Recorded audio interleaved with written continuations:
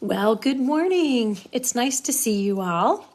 Well, it's beautiful here in Portland, Oregon, and I hope you're having a good summer.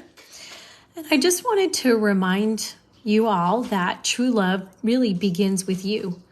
And it's such a simple thing that true love really begins with us, but it really does. It begins inside us and trusting ourselves and loving ourselves and having new life skills. So it can be so simple, but also can be a journey on the healing after divorce or toxic relationship or separation or even in singledom. So just a reminder that true love does really begin with you. And today on True Love Talks, I wanted to talk a little bit about why we don't trust ourselves. And, I've talked to a lot of women and even myself on my healing journey about, how we don't trust ourselves. And, for so long, we've been told by others that we're wrong, or that our perspective was wrong, or that what we're doing was wrong, or the emotions that we were feeling were wrong, or the way we reacted were wrong. And, in relationship with others, but there's been a lot of things that many of us have realized that there's been a lot of denial with others that, when we've come into situations or whatever, that thing never really happened, or I never really said that, or, those kids aren't mine, and, I've heard that a lot with different clients, that there's all sorts of denial that happens in relationship with others. And there's blame shifting, well, I never said that, or you're remembering that wrong, or, fill in the blank of all the other things of where there's been blame shifting, that it's all your fault, or it's not my fault. And we've also sometimes been caught up in minimization, excuse me, where we've been minimized. Oh, you're overreacting, or, it's not really that bad. And, that can really set somebody off into, being confused about things, about what they're really seeing and what they're really feeling. And, some other things is you've been discredited. Oh, everyone thinks that you have mental health issues, or no one will believe you, or no one believes you what you're saying out there. And, lastly, there's a lot of rewritten history that happens in toxic relationships too.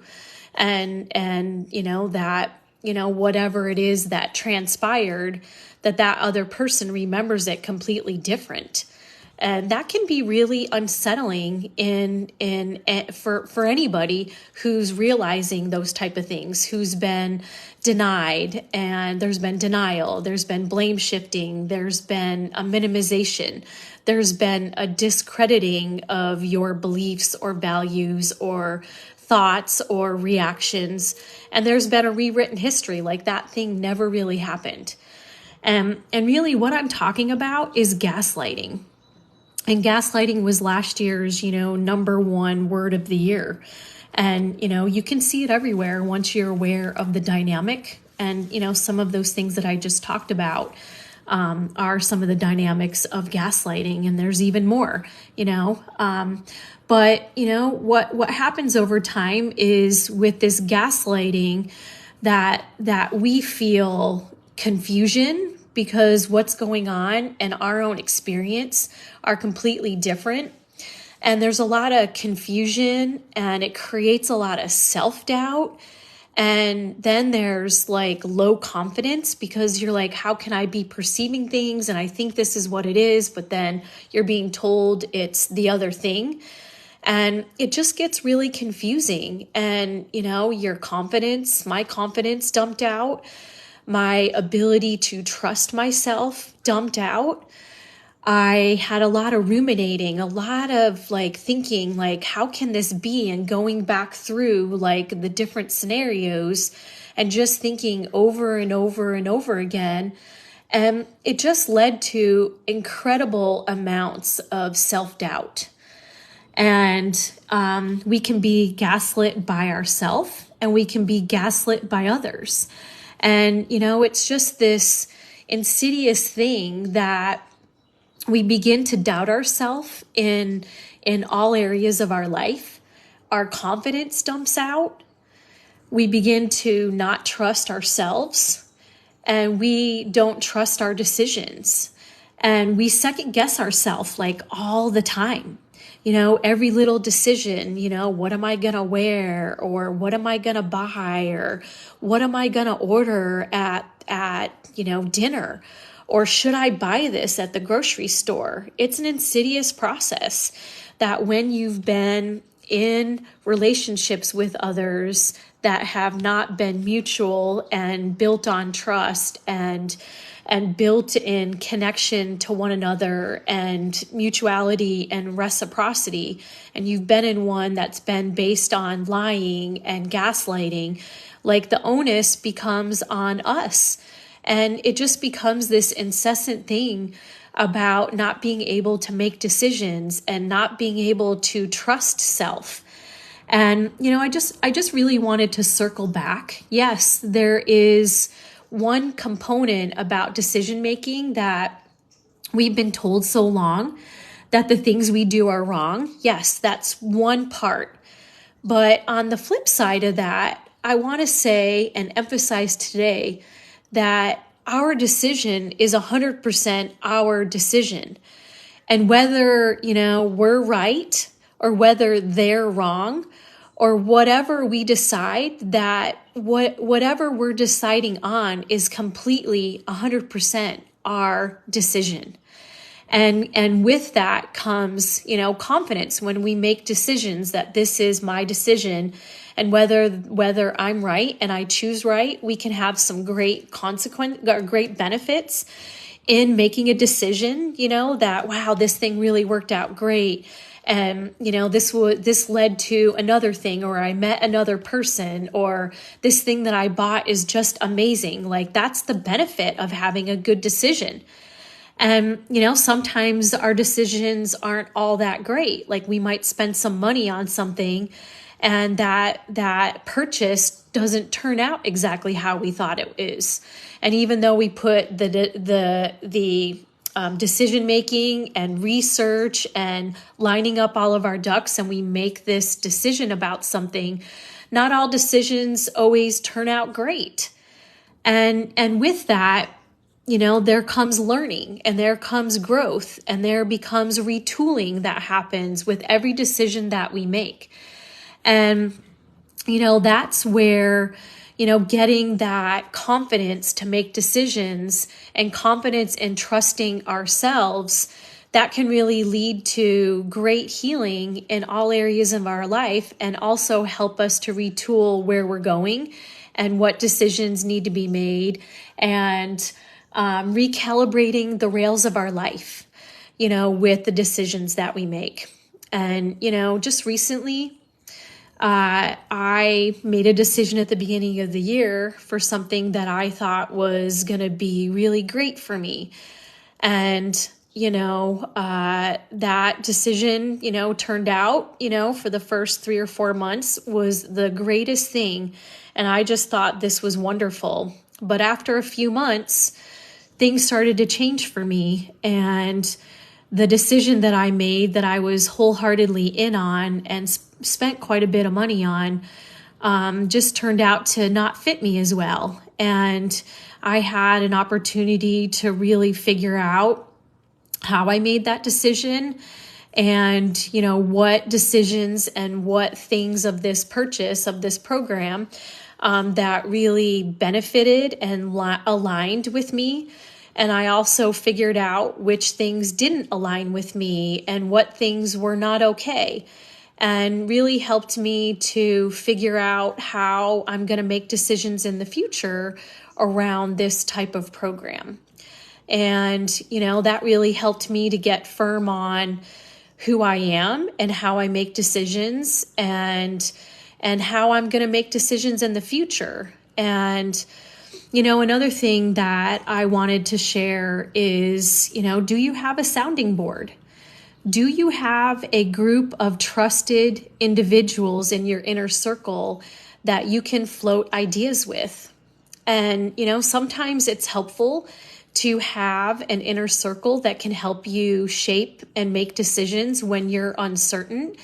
And, I can really tell you, in the beginning, 5 years ago, after I left my toxic marriage, I really had low self-confidence, and I really didn't trust what I was seeing and what I was hearing. And, that was with everybody. I mean, I had been so gaslit in my marriage that I just had low self-esteem. I didn't trust my decisions. I didn't trust what I was seeing and hearing. I wasn't trusting what other people were saying. And, I had a therapist that I sometimes would bring things to her and say, hey, I need an objectivity test. Can we talk about this? And I would lay out whatever that situation was and be like, this was what was said, this is what was done, this is what I heard, and then she would help me to understand exactly what was going on with that, and helped me to get back into body, and to help me to get more crisp on my thinking and validate what I was seeing, hearing, and knowing to be true for myself. And, sometimes in the healing process, having that sounding board and those extra people to run things by you while you're getting on your feet to really validate your experience and validate the sound decision making doesn't mean that everything's going to go right, but that how you're seeing things is the way that they are. And so, my question to you today is, do you have a sounding board? Do you have a group of people that know you, that you feel comfortable and vulnerable enough to share what's going on and to bring different situations to them so that you can really get, firm decision making under your belt, to trust your decisions? And that could be, anywhere from a purchase that you might be intending, like a house or a new car, or that also could be, with dating, that there's been XYZ going on in the texting thread, or you've been out on a couple of dates and this is what's happening, and taking the time to bring that to a sounding board can be really critical to your healing and your confidence and your decision making. And it just helps you while you're on the rails of figuring out life as you navigate into singledom, after divorce, after separation, and in this newness, when you don't really have other people. Having a sounding board can be very critical to your success. And, that's a good question to ponder on today, is who in my life do I trust? And who can I go to with some of the things that are going on?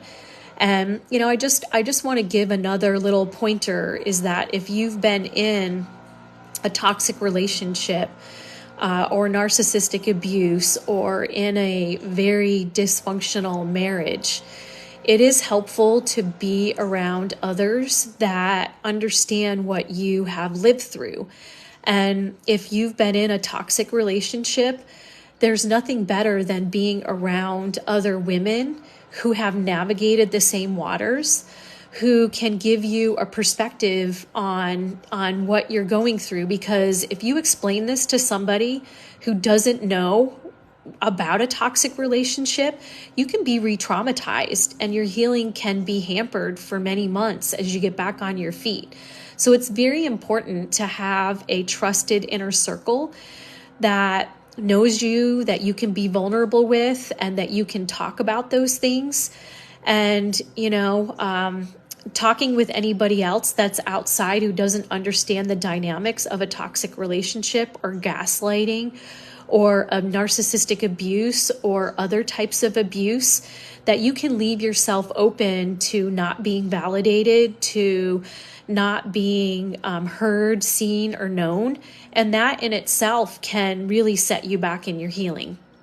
And I remember in my healing, there were two ladies that have been through a type of relationship that I was in. And it was really nice to be able to talk openly about some of the dynamics, and also to get their feedback and to hear about their relationships too. And that really helped me to know that I wasn't alone in this healing journey. And even though some of my stories are crazy and, normal people like have disbelief, but that there was somebody that truly believed me and what I was saying and what I was talking about and what I was feeling. And that was so helpful to my healing.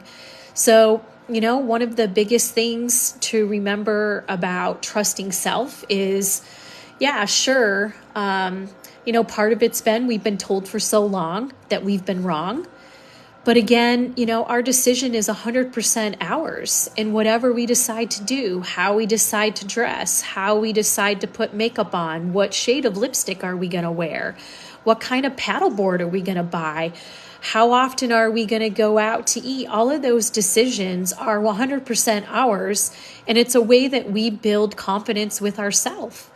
And having a sounding board can be very helpful to being able to navigate the rails. And I think when we have been in marriages for so long that have been not ideal for us and not the right match for us, we can get off on the rails over here.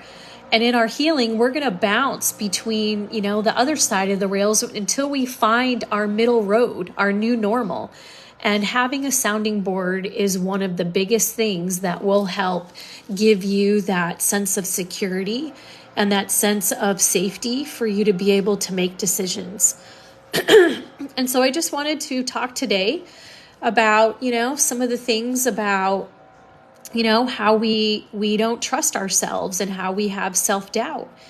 And, that's understandable for the type of relationships that we have been in.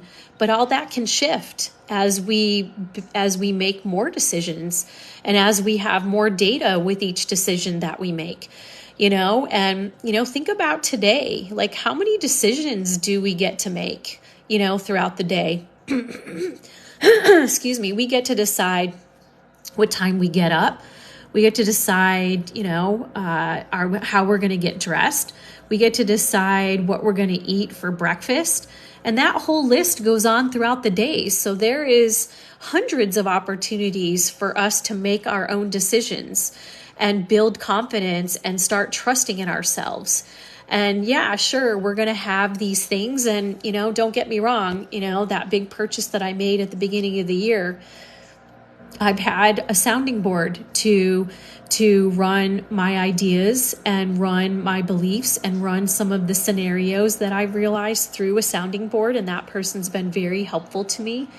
And also realizing that there's been some benefits of that decision that have worked out wonderfully. And there's also some negatives in that decision. Not everything worked out, but I also have better rails about my situation and how I would make a decision like that in the future. And it didn't work out the way I truly wanted it or thought it would work out, but I've had some great healing in all of that. And I think that as we make decisions, that will occur for you as well. So what type of decisions are you contemplating? And do you have a sounding board? And who is on that sounding board? And do you 100% trust them and can you be vulnerable and open with them for what you're going to bring to them? And, I hope you do. I hope you have a sounding board.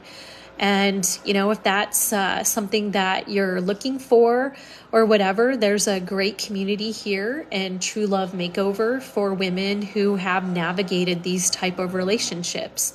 And even myself, having a coach and having somebody that you can be open and honest with about all your perceptions and your beliefs and your understandings. And sometimes we need to have that little kickstart with somebody else. Hey, are you seeing this? And are they asking questions, to help you get clarity on where you're making decisions in your life and what fits you the best. And so I just wanted to share that today about trusting ourselves and not trusting ourselves, and just have a discussion around that today. And if you have any questions for me or comments or anything else, please drop those below. I'd be happy to help out in any way that I can. And yeah, there's a process to beginning to trust ourselves. And it's a great thing, and we have a lot of experience. And we have a lot of knowledge, and we're aware. We see things. And, sometimes we just need that validation in the beginning that we're seeing things correctly and that we're making a decision for ourselves and we know what we're getting into. So, yeah, I just wanted to talk today about decision making, sounding board, trusting ourselves, and when we don't trust ourselves. And I hope you have a really great day, and I look forward to talking to you soon. Take care. Bye.